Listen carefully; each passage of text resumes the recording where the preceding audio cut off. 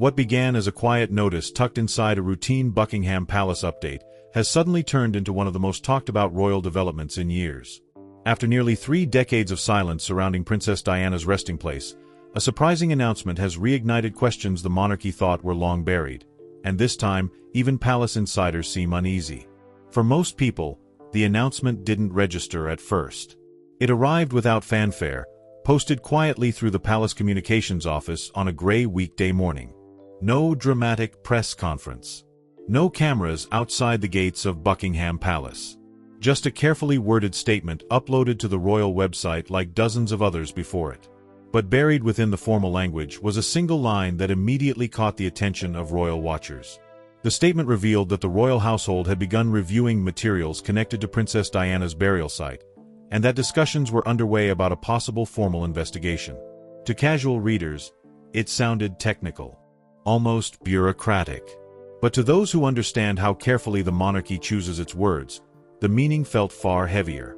Because for nearly 30 years, the subject of Diana's tomb had been considered closed, untouchable, sacred. And suddenly, it wasn't. Within hours, the quiet notice began circulating across royal media circles, and the reaction was immediate. Commentators, historians, and longtime palace observers began asking the same question.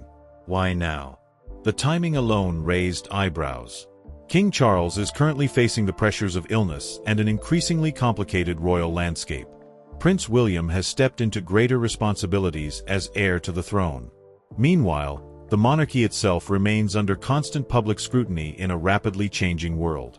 Reopening anything connected to Princess Diana, perhaps the most emotionally powerful figure in modern royal history, was not a decision anyone inside the institution would take lightly. Which is exactly why the announcement felt so startling. For millions around the world, Diana was never just another member of the royal family. She was the people's princess. A global icon whose life and tragic death shaped how an entire generation viewed the monarchy. And the memory of that moment still lingers. On August 31, 1997, the news of Diana's fatal car crash in Paris spread across the world like a shockwave. Television networks interrupted regular programming. Newspapers rushed out special editions. Crowds gathered outside royal residences in stunned silence. When her funeral took place just days later, more than 2 billion people watched from around the globe. Even today, it remains one of the most emotionally charged events in modern history. But what happened after her death would quietly become one of the most debated decisions surrounding her legacy. Unlike most senior members of the royal family, Diana was not buried in one of the traditional royal resting places. Not in Westminster Abbey. Not in the royal vaults of St. George's Chapel at Windsor. Instead, her final resting place was chosen to be somewhere entirely different. A small island, hidden within the grounds of Althorp Estate, the ancestral home of the Spencer family. The location is strikingly peaceful. Surrounded by trees, sitting in the middle of an ornamental lake, the island offers a sense of calm isolation far removed from the public spotlight that defines so much of Diana's life. But that very isolation also sparked questions. Visitors to Althorp can see the island from across the water, but they cannot approach it. The public has never been allowed direct access to the grave. Even photographers are kept at a distance. At the time, Diana's brother, Charles Spencer, defended the decision passionately. He explained that the secluded island would protect his sister from the constant intrusion that followed her throughout life. She deserves a place of peace, he said during his now famous funeral speech.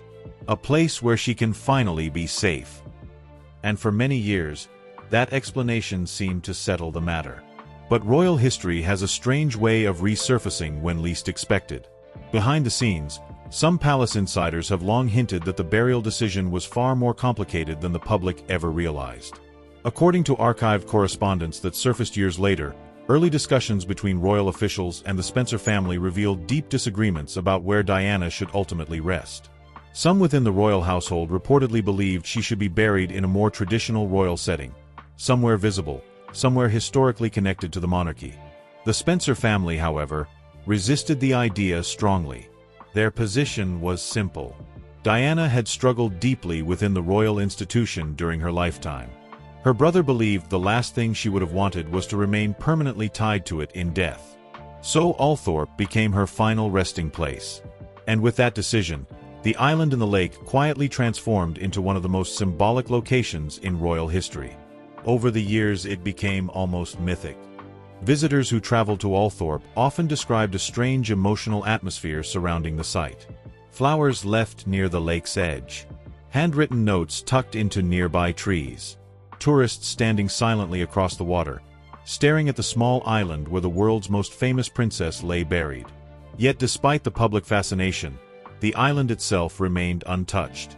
No excavations. No structural alterations. No investigations. Until now. Because according to the palace's recent announcement, something has changed. What exactly triggered the sudden review remains unclear. The statement itself offered almost no details, only that materials connected to the burial site had prompted discussions among royal advisors. But that single sentence has opened the door to a wave of speculation that the monarchy may soon struggle to contain. And if palace sources are to be believed, this quiet review may only be the beginning of a far larger story waiting beneath the surface of Althorp's tranquil waters. For nearly 3 decades, the island at the center of Althorp's lake had remained undisturbed, a quiet symbol of closure after one of the most painful chapters in modern royal history. But according to insiders, the events that triggered the palace's recent announcement began with something that was never supposed to attract attention at all. Earlier this year, routine maintenance work was scheduled at Althorp Estate. The project itself was ordinary. Engineers had been asked to conduct a structural review of the lake's shoreline after minor erosion was reported along the edges of the ornamental water. It was the type of inspection that large historic estates perform every few years. Quiet, technical, and usually forgotten as soon as it's finished. But during the early stages of that survey, technicians began running sonar scans beneath the water surrounding the island. At first, the team believed they were simply mapping reinforcement structures placed there decades earlier to stabilize the ground beneath the burial site. Nothing unusual. Nothing worth mentioning. Then the data started coming back. What appeared on the scan results was something no one had expected to see. Beneath the lakebed, embedded deep within the soil and stone beneath the island, the imaging showed the outline of a sealed structure. Not a natural formation. Not a simple reinforcement wall. A chamber. At first, the engineers assumed the feature must have been part of the original burial construction carried out in 1997. After all, a grave placed on an island surrounded by water would naturally require structural support. But when estate records were checked, something strange happened. There was no mention of it. No architectural diagrams. No engineering reports. No reference to any underground vault beneath the island. For a site that had been documented so carefully during Diana's burial, the absence of any record immediately raised alarm among the technical team working at Althorp. And that was the moment the situation quietly escalated. Within days, word of the discovery reached senior estate officials, who then contacted legal advisors connected to the Spencer family. From there, the information was passed, cautiously and discreetly, to representatives of the royal household. What happened next unfolded almost entirely behind closed doors. According to palace insiders, a small group of specialists was quietly assembled and flown to the estate under strict confidentiality agreements. Among them were forensic historians, structural analysts, and archaeological consultants experienced in examining historic burial sites. Their mission was simple: determine what exactly lay beneath the island. Initial scans confirmed the engineers' original discovery. The underground structure was real, and it appeared to have been deliberately constructed. Even more unsettling was its design. The imaging suggested a sealed vault built inside a reinforced chamber beneath the burial site itself, a layout far more complex than what would normally be required for a standard gravesite. Several internal compartments were visible in the scans, arranged in a pattern that suggested intentional storage rather than structural reinforcement. To those examining the data, the implication was difficult to ignore. Something had been placed beneath the island. Something that had never been documented in the official burial records. And once that realization set in, the situation quickly became too sensitive to remain within the walls of the estate. Palace officials were informed immediately. Within hours, according to sources familiar with the situation, the discovery reached the desk of King Charles. At first, the reaction inside royal circles was cautious. Discoveries like this, especially around historic burial sites, can sometimes be explained by forgotten construction elements or incomplete archives. But the deeper investigators looked, the stranger the situation appeared. Every available record from the 1997 burial arrangements was reviewed again. Nothing matched the structure revealed by the scans.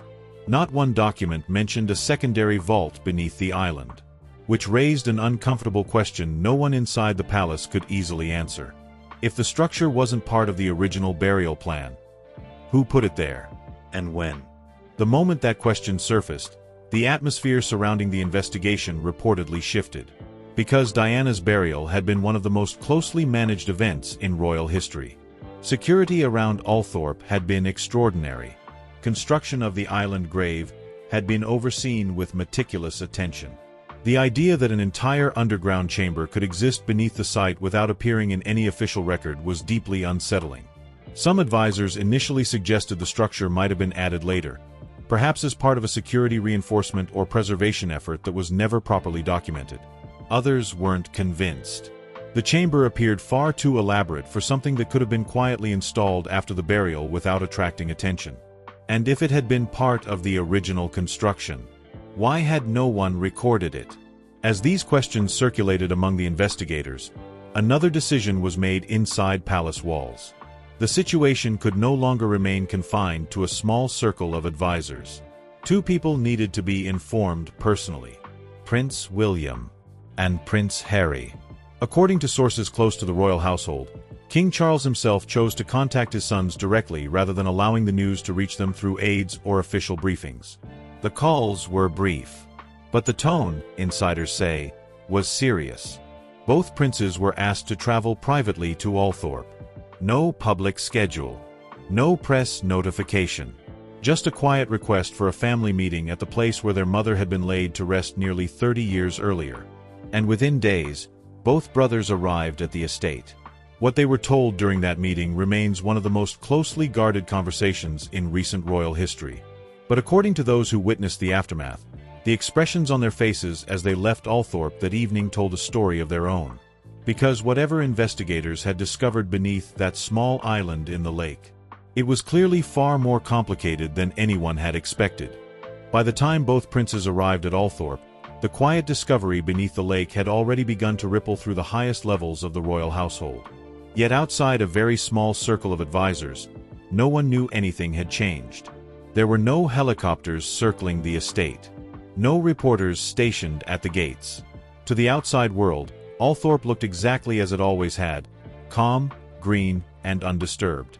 But inside the estate walls, the atmosphere had shifted. Prince William arrived first.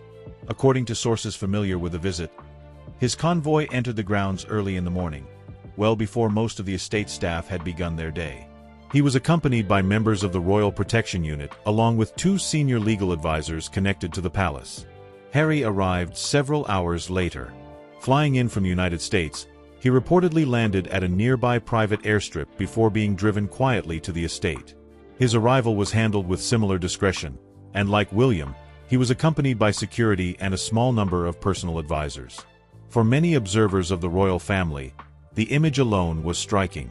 The two brothers, whose relationship had been strained for years, returning to the place where their mother was buried, and doing so without any public explanation. Inside Althorp House, a private meeting had already been arranged. King Charles was present. So was Charles Spencer, Diana's brother and the legal custodian of the estate. Few details about the meeting have ever surfaced, but those who witnessed the hours that followed say the mood inside the house was unusually tense. For nearly 7 hours the group remained inside, speaking behind closed doors. At several points during the afternoon, advisors were reportedly called into the room to review documents and scan reports connected to the discovery beneath the island. No one outside that meeting knows exactly what was said. But according to one longtime staff member who saw the princes leave later that evening, the atmosphere as they exited the house was noticeably heavy. They looked shaken, the staff member later told a colleague. William reportedly walked ahead of the group in near silence, his expression described as distant and unusually serious. Harry followed moments later, gripping the handle of the vehicle door with visible tension. Neither prince acknowledged the small group of estate employees standing nearby. Neither spoke to reporters, though none had been alerted to the visit anyway. And neither offered any hint of what had been discussed during those 7 hours inside Althorp. But inside royal circles, something had clearly changed. Because within days of that private meeting, Buckingham Palace began preparing for an announcement. And this is where the story takes another unexpected turn. At precisely 4 p.m. one afternoon several weeks later, the doors of the Buckingham Palace media wing opened for a brief press appearance. Standing behind the podium was Sir Malcolm Withers, one of the palace's most experienced communications officials. Known among royal journalists for his steady composure, Withers rarely showed any visible emotion during public statements. But on this occasion, several reporters later remarked that he appeared unusually tense. What he said next stunned the room. As part of our ongoing review into certain materials discovered at Althorp Estate, he began carefully, the royal household confirms that discussions are currently underway regarding the possible temporary opening of the tomb of Diana, Princess of Wales. For a moment, the room went completely silent. Even seasoned royal correspondents seemed unsure they had heard the statement correctly. Because reopening Diana's tomb had never been publicly discussed before. Not once. Not in the 27 years since her burial. Gasps were audible among the reporters gathered in the room. Within minutes, the announcement spread across newsrooms around the world. Television networks interrupted programming. Royal commentators began scrambling for information. And across social media, the reaction was immediate. Confusion.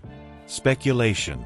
Why would the palace even consider something so dramatic after nearly 3 decades of leaving the site undisturbed? The statement itself offered almost no explanation. The palace refused to elaborate on what had been discovered beneath the island. Officials would only confirm that a review was taking place and that any decision regarding the tomb would involve consultation with both the Spencer family and Diana's sons. But even that limited information was enough to ignite a storm of speculation. Because once the idea of reopening Diana's tomb entered public conversation, the theories began spreading almost instantly. Some believed the discovery beneath the island might involve historical artifacts connected to Diana's burial. Others suggested it could involve documents or personal belongings placed with her during the funeral arrangements. Then came the rumors that pushed the story into far darker territory. One unnamed source claimed investigators were exploring the possibility of previously undisclosed materials connected to Diana's final months. Another theory suggested the sealed structure beneath the island might contain items that were never meant to be publicly revealed. And perhaps the most explosive rumor of all began circulating quietly among certain royal watchers. DNA verification. The idea was shocking. Could investigators be attempting to confirm something about Diana's burial itself? Was there uncertainty about what exactly lay within the tomb? The palace refused to address any of the speculation directly, but their silence only fueled the growing curiosity.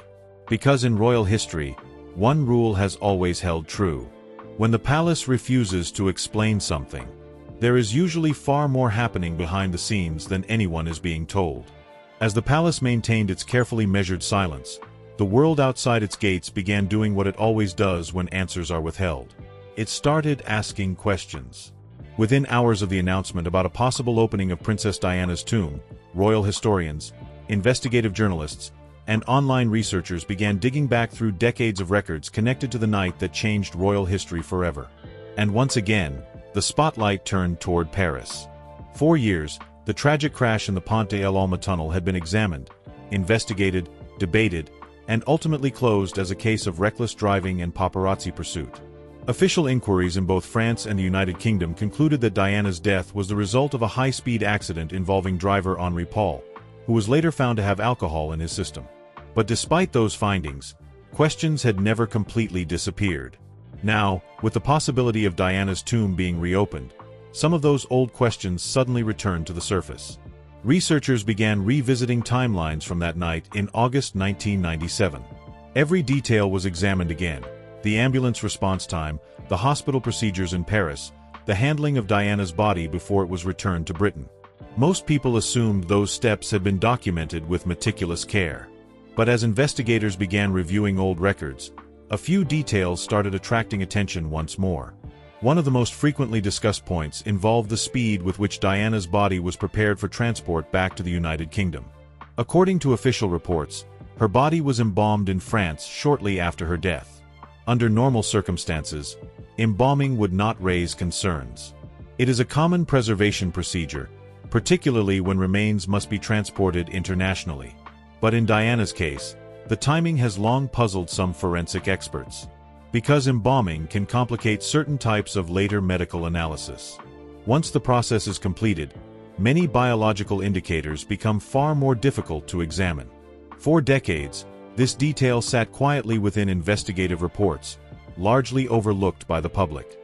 But now, with discussions emerging about potentially opening Diana's tomb, that detail has once again entered the conversation. Why had the embalming taken place so quickly? Was it simply standard diplomatic procedure?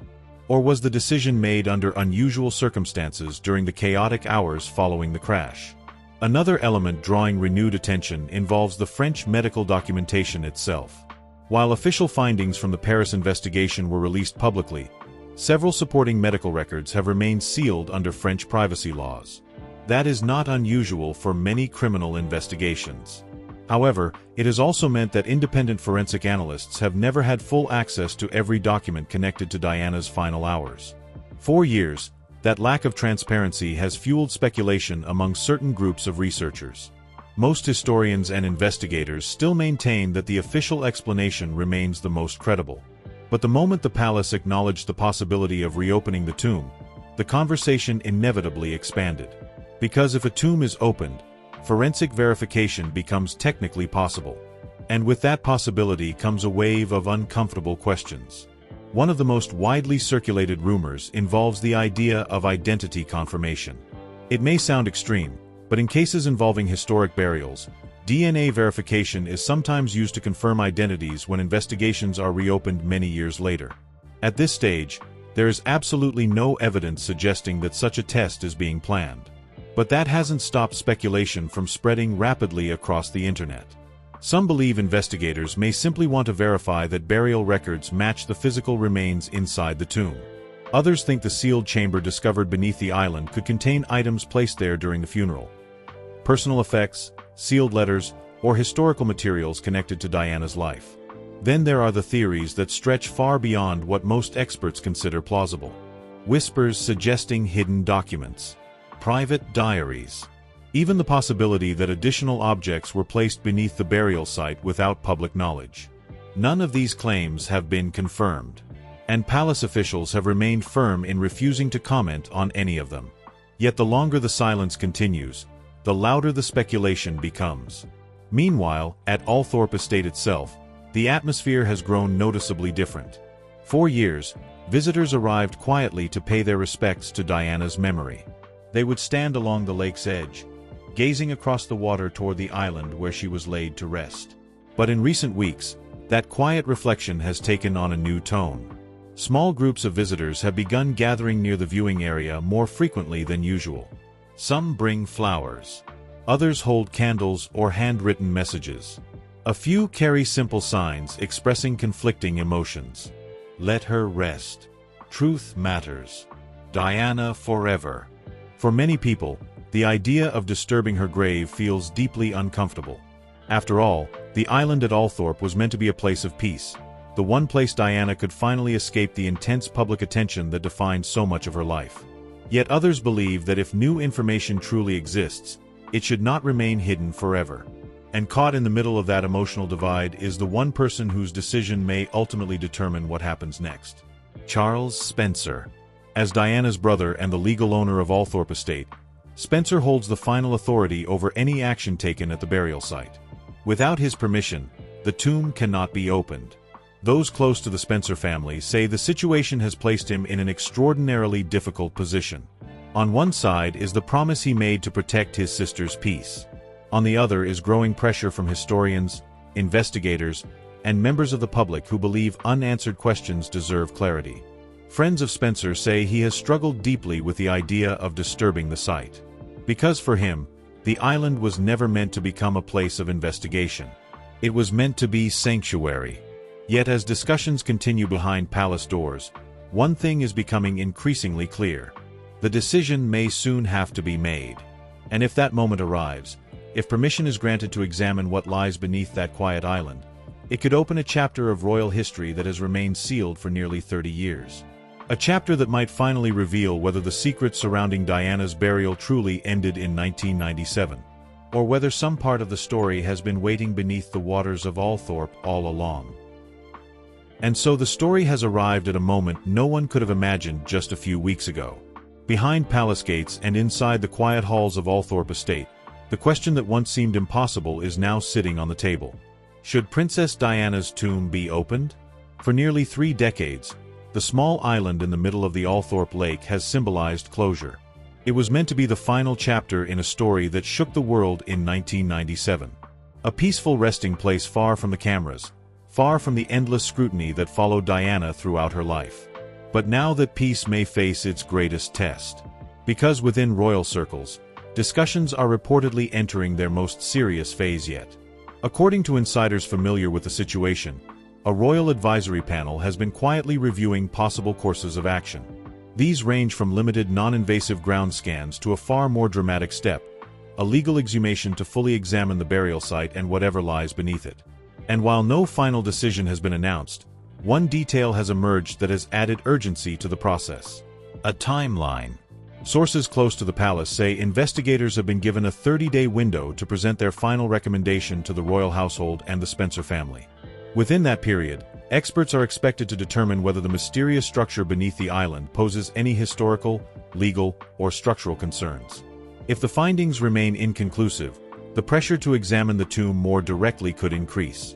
And that is where the emotional stakes become almost impossible to ignore. Because for Prince William and Prince Harry, this is not simply a royal investigation. It is about their mother. People close to Prince William say he has quietly supported the idea of a controlled inquiry if it could finally bring clarity to decades of speculation. According to one palace insider, William has told advisors that unanswered questions surrounding Diana's death have followed the royal family for years. In his view, resolving them, even if painful, might ultimately protect her legacy.